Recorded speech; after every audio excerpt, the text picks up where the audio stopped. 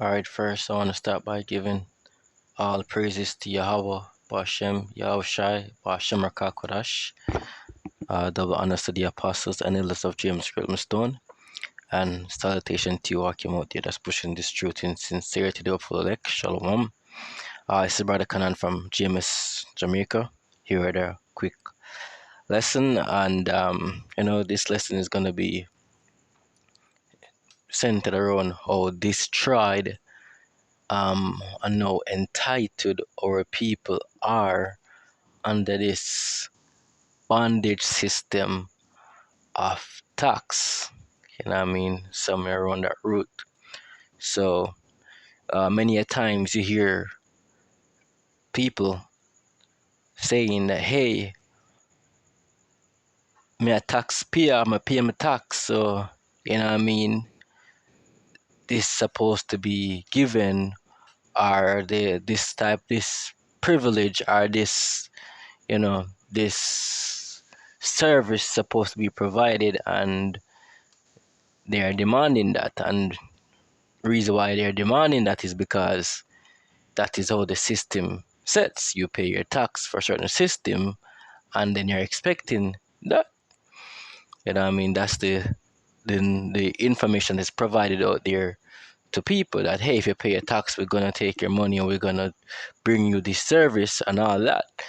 And most of these services are services that people normally tend to provide for themselves naturally. For example, the basic benefits of just having water. People used to have skills and know about of getting proper drinking water to themselves. Now the country, our people overall, is leaving that solely in the defense, or in the hands of a government to provide that, where you get the bag of fluoride now provided in your water, which is causing all kind of illness and all of that. Yeah, you're putting your livelihood, your security in the hands of people that you're expecting to be providers for you and to stay truthful and loyal to your service, which is, that's not the way how mankind works. You know what I mean? That's not how the way mankind works. No, this whole tax thing was intended to keep people from the get-go of tax. It was created to keep people down and to uplift the ones that are not paying tax. And a perfect example of that is Solomon used that. Bible also give us rules not to how to use this tool. And usury, or tax custom, or whatever you want to call it, tribute or whatever, those are normally taken from other nations that are not your people, so your people can live better. So basically, you're putting other people under bondage, because that's what tax is, putting people under bondage, or that type of burden, so others can live better, or they can provide certain service for others, even though some basic needs and should be in your own concern and safety. For example, your water. That is a crucial thing that should be something that you are in control of, or how it is processed. You have a good saying in that, what your food intake as well. These things are basic survival needs that people should have about them, providing for themselves, or just be able to survive and taking care of themselves properly, or best as they can. We left all of these things to the government and to people that are there for certain gains or control over you, to destroy you.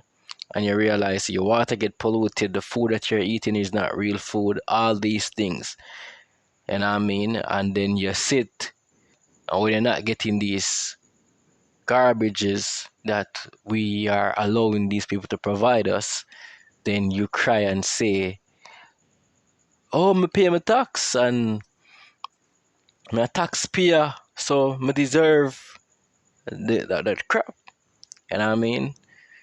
No, this mindset is detrimental and was created to destroy us, and we're being destroyed more and more because the same mindset is going to lead to people, let me put it properly, lead to people selling out their so-called rights for these entitlements because they are going to promise you all of these things, you know what I mean? Only if you comply and take what they want you to take to be a part of their system, which is going to be the Motb, right? You know what I mean? That device that is going to be used to monitor and to keep track of everything, your payments, your records, that your money, as I said, payments, that's what they're going to use to control that system, or that's going to be that's going to be the key to that system. If you don't have that key or that mark, then you're not going to be in that system to speak the way or you're speaking now, because you have given everything over to these people, um, with the mindset that you already have, and it's going to just lead to you just taking in the action, and that is your vision 2030 is for them to get to that end goal, and they are telling you these things, but you're not taking heed or listening because you become lazy, entitled, and sellouts naturally. Sell out your own self, trusting in man and oppression, right? So I'm gonna start with the first precept, and this is Psalm 62, and I'm gonna start from verse 3. It says, how long will you imagine mischief against a man? You shall be slain, all of you. As a bowing wall shall you be, and as a tottering fence. They only consult to cast him down from his excellency. They delight in lies. They bless with their mouth, but they curse inwardly. My soul, wait thou only upon Yahweh, for my expectation is from him, right? Our expectation is only from Yahweh Bashem Yahweh Shai. Because guess what? All the needs that you would need, he knows them, right? And if you believe and trust in him, he's going to provide them, your basic needs. He made these things a necessity to you, a need to you. So why wouldn't he not provide them when you came here and saw them, right? Water, food, all these things, land, all these things were already created for you and for your pleasure, all right?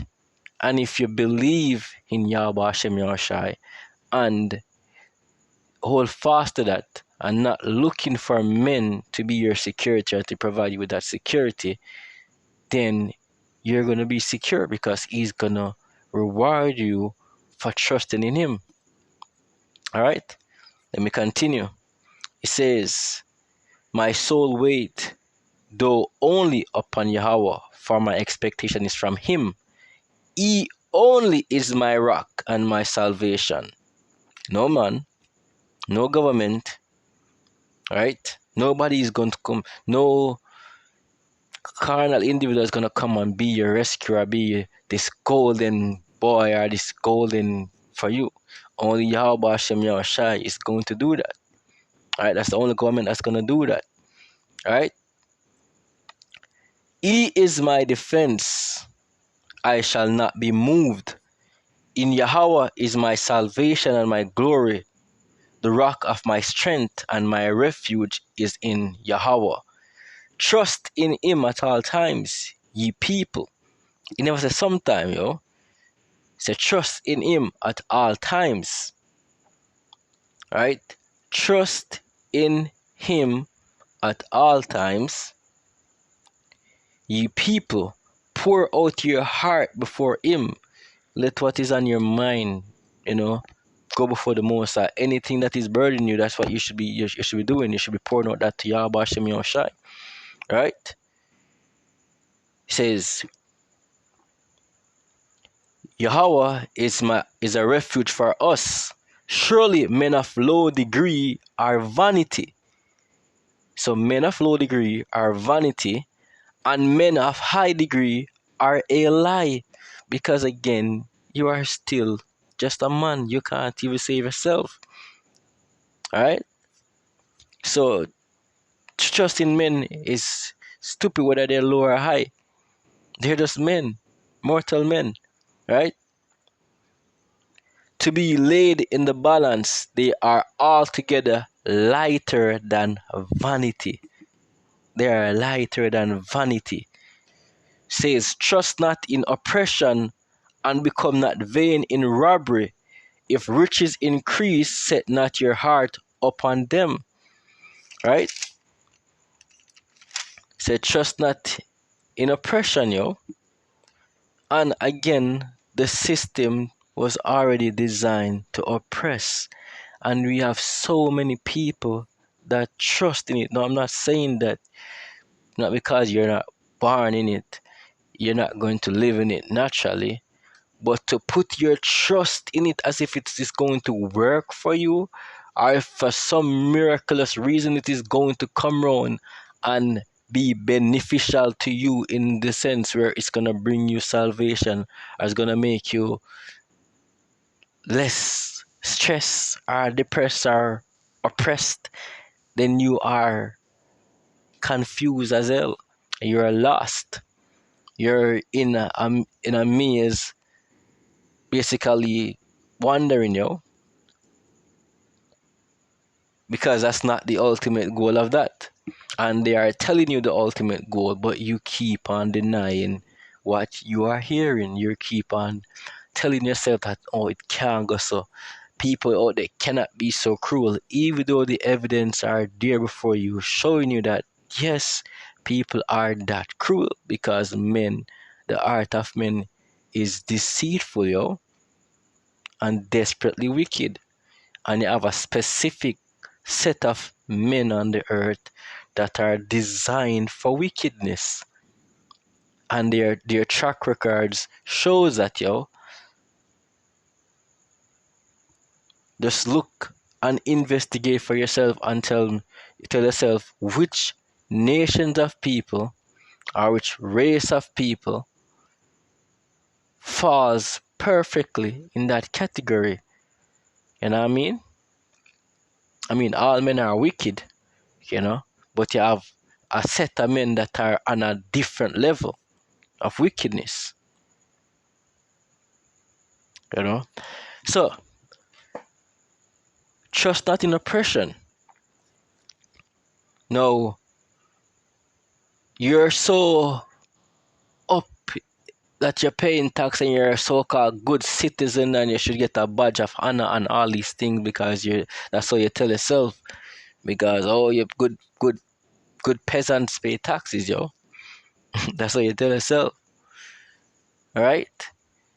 So, no, the government is harping, or whoever's, they're harping on, oh, the more tax we can do this for you and all of that. Their aim is to collect more tax so they can create the infrastructure that is going to help to prison you. Not saying you might not get a little chums in it, but overall, the system that they're going to create is to prison you. It is to prison you. Now, what do I mean by the system is going to prison you? Right? So, the more and more the days things change. We are changing in a system that is going to be a digitalized system that is going to become a security haven, in the sense, or prison, if I want to put it that way, where you're going to be tracked monitored. Um, you're gonna be exposed to basically the leaders of this world in everything. They are trying to be like God over you in every sense, and you are becoming their servants in the truest word because you are expecting everything to be granted unto you in that entitlement state. And because of that, that is why you're going to sell yourself over to these people. Now, a man might say, "Oh, rubbish that you thought because how that's gonna be?" Well, they are of the mindset that by a certain time frame you will own nothing and that you will be happy.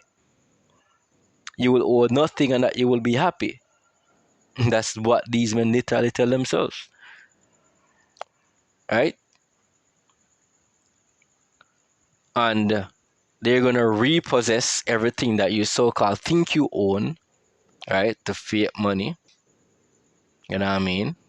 The so-called lands that you're holding, the jobs that you're proudly standing in, saying that, oh, I have this job, so you're independent, especially for you females. All these things will be taken away from you because really and truly you're not needed for that when the entire infrastructure is created, and then there's no need for your so-called service and of paying tax, right? So let me just put it in a small sense. So them are going to increase tax compliance, you know what I mean, to create certain things, which they didn't need to do this, you know, but they're just doing it because it's soft skin. They could have just said, okay, you're all slaves, this is what we're doing. No, but when they get you into the mindset that you're doing something and then you get you so-called entitled to these things, you're going to accept it. So when the NIDS and these national systems are pushed out there, you're going to realize that less and less persons are going to be evading tax or tax evasion, so to speak. No man, I said, I thought like tax evasion or something bad. Tax overall is not good. If it was good, why people go prison or can be there's a fine for not paying for tax evasion, and it can lead to prison time. It's not something good. It's a burden that was created to put people in a slavery mentality, as I've been saying, right? So when them get the system in place that is going to take more of your, you know what I mean, of your time, take more of your money, take more of the money, well, at least their money, by the way, you know what I mean, and build up the society and get you into it. After that is no longer needed, you're gonna be useless to them. All right, so let's see what they're saying here. So, looking at an art news article here, it says phase one of NIDS enrollment to be launched in 2024. And what I'll be saying this is a stage thing. It's got, when I say stage, it takes stages. There's different things have to be done in order for this to be accomplished. They can't say, oh, NIDS, they have to create the system and create the framework, the buildings and the tools that they are going to need for these type of activities to take place in a functional way.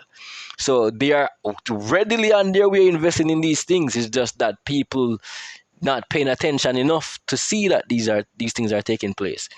So let me continue. It says, Kingston, Jamaica, the government intends to complete and launch phase one of the National Identification System, enrollment and issuance of national identification cards during the 2024 to the 2025 financial year. This will be done through a 1.3 billion allocation for the National Allocation for Economic Growth Project.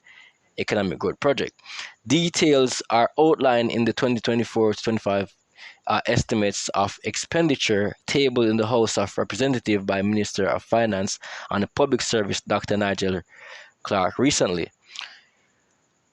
Says other anticipation targets for the upcoming fiscal year include launching of the Registrar General's Department (RGD) e-wallet and digital birth certificate, commencing the modification and upgrade of 11 post offices as enrollment sites, and completing the framework and infrastructure to facilitate the variation and authentication of identity information by accredited third parties.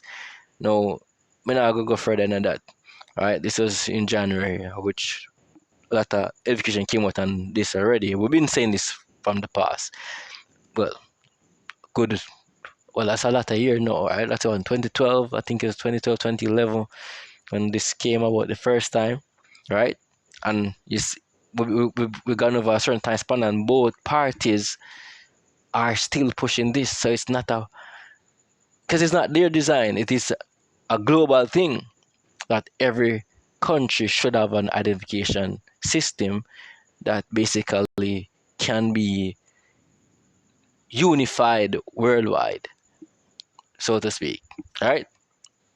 So that's what you hear they're saying. They're rolling out the infrastructure part of it, and they're setting the frameworks in different aspects, which is why you're seeing here, even at the Sanctas airport, you see that they're putting in these systems, right? More and more. So you have the e-passport now, um, e-wallet, which are exit long, but all things is going on electronic. The system is being digitalized, right? Says electronic immigration gates are now operational at the Sangsters International Airport in Montego Bay, St. James. The 6 e-gates were installed at the beginning of the winter tourist season in December and came on stream last week. We have the best. Let me read this. No, sorry. Passengers started using the e-gates yesterday as Jamaican's busiest airport. At as Jamaican's busiest airport, the introduction of the e-gates represent a significant advancement in airport technology, eliminating the need for immigration officers on the front line. Eliminating the need for immigration officers on the front line. Instead, facial recognition is used to process travelers, allowing for smoother passenger flow and reduce wait time. So, like I said earlier, the more these things are in place, is the less need for people to be working. So they don't need you to work. And if you're not working and making an income, then tax is going to become something of the past. But the thing is, you are going to become dependent solely on your masters to provide you with every single thing that you need, which is this entitlement that you are basically creating in your by adapting to this type of system. So you want water, you have to go sell out, forget it, which is going to the Motb. You need food, you're going to have to sell out to get it, unless you're trusting Yah Bashem Yah Shai to provide that for you in that time or all the time, because they're going to make all these things unavailable to you unless you're with their system, right? And they're gradually just removing small sectors, because if they do it drastically, then there's going to be an uproar and civil unrest, and which is going to come eventually, but they're trying to control that change. All right, so let me just jump to the next precept. So It is Isaiah 30 and verse let's start from verse 9. It says that this is a rebellious people. Let's start from it. Isaiah 30 verse 8. Now go write it before them in a table, right? This book, right? Note it in a book that it may be for the time to come forever and ever. So the prophets were instructed to write these things down. You know what I mean? That we today, thousands of years after, can read these things and see that they were all prophesied, and that we can understand who we are dealing with. Because what it says afterwards, it says that this is a rebellious people, lying children, children that will not hear the law of the Lord, which say to the seers, see not, and to the prophets, prophesy not unto us right things, speak unto us smooth things, prophesy deceits, which is what you've become accustomed to. You know what I mean? The entitled, you're gonna get this, we're gonna bring this to you, we're gonna do that to you. You don't have to go and dig a well and get or find springs. Even they live in the land of Jamaica, which is supposed to be the land of wood and water. You don't have to do that because we're gonna pump some chlorine and fluoride water to your household, and then after a couple of years of continuous doing that, you're gonna have all type of ailments and illnesses, and it's perfectly okay. Because guess what we're gonna do? We're gonna bring in a lot of pills to give you with a lot of side effects. So you're gonna get sick, and we're gonna treat your sickness so you get sicker. And then you wonder, no, why you're 25 if you live so long and you have all kind of ailments, all kind of illness, and you're unhealthy because you trust in oppression and on a oppressive system. And this is coming from straight from the top. It is all organized, right? It's all organized.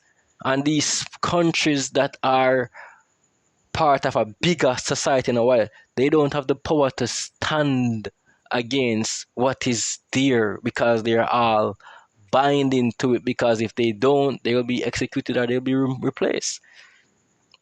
They don't have that power to stand for nothing.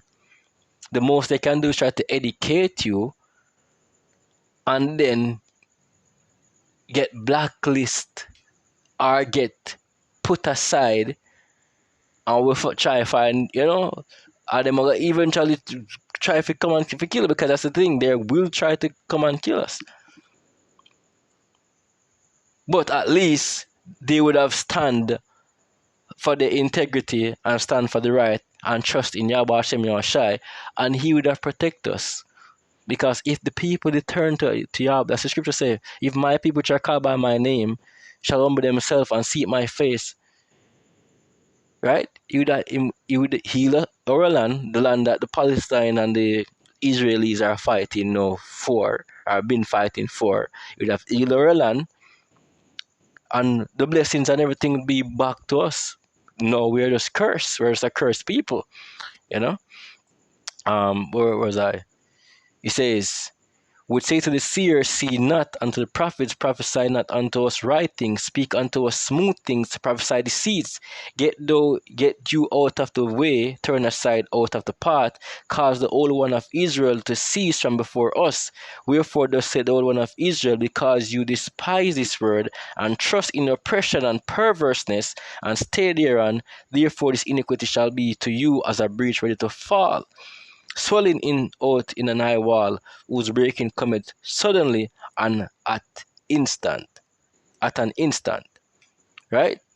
So this is what it means by like a thief in the night, because it's really not that sneaking, but because you would have been so busy being caught up or being distracted, you are not seeing that these small infrastructure steps are being done step by step, year by year. They are changing the entire system in front of you, but it's being done piece by pieces, and you're not putting the pieces together to match the big puzzle to see what is coming. It doesn't matter who is there, it's gonna be the same thing, But you should be aware that this society, this kingdom, Babylon overall, whether it be from one end of the earth to the next end, it is our whole entire system that was designed for this type of energy and this type of outcome. It's all planned. But if you are not looking into the thing or mapping out these things, that way you're gonna be caught off guard and you're gonna come upon you sneakily, and then you're gonna accept the Motb, which the Bible speak of in Revelation, that you won't be able to buy or sell except you have that mark, which I'm pretty sure that almost everybody should be aware of that by now. You know, so I already gone 30 minutes and I never wanted to speak so long on this topic. You know what I mean? But yeah, so I hope the lesson was edifying, and I mean, and someone would have been edified on this. So again, with that, I want to give all praises to Yahweh, Bashem Yahushai, Bashem Rakakwadash. Again, double honors to the apostles and elders of James Stone, and check them out there. Shalom.